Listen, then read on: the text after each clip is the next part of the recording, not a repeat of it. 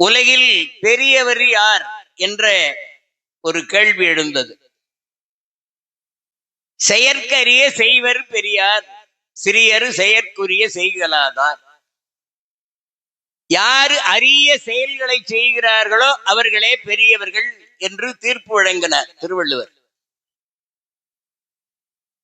அதன்படி உலகத்தில் அரிய செயல்களை செய்த அடியார்களுடைய பெருமை. அதனாலதான் திருத்தொண்டர் புராணம் என்ற அந்த புராணத்திற்கு பெரிய புராணம் என்று பெயர் வழங்கலாயிற்று.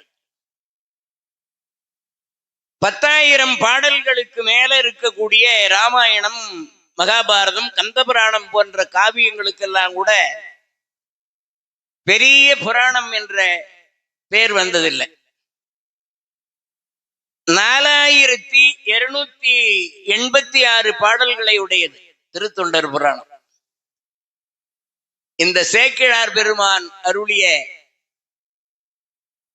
இந்த புராணத்திற்குத்தான் பெரிய புராணம் என்ற பெயர் வழங்கலாயிற்று. இந்த பெரிய புராணத்திற்கு மூலமாக இருப்பது சுந்தரமூர்த்தி சுவாமிகள் அருளிய திருத்தொண்டர் தொகை. இந்த திருத்தொண்டர் தொகையை முதலாக கொண்டுதான் திருநாரையூர் நம்பியாண்டார் நம்பிகள் திருத்தொண்டர் அந்தாதி என்று பாடினார்.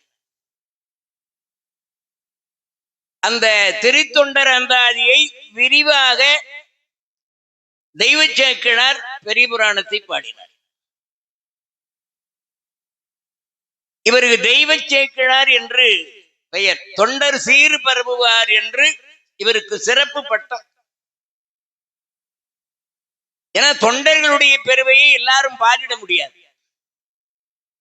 அடியார்களுடைய பெருமையை பாடுகின்ற ஆற்றல் சேக்கிழார்க்கு எளிதலது, தேவர்க்கும் அரிதே என்று சொல்லுவார்கள்.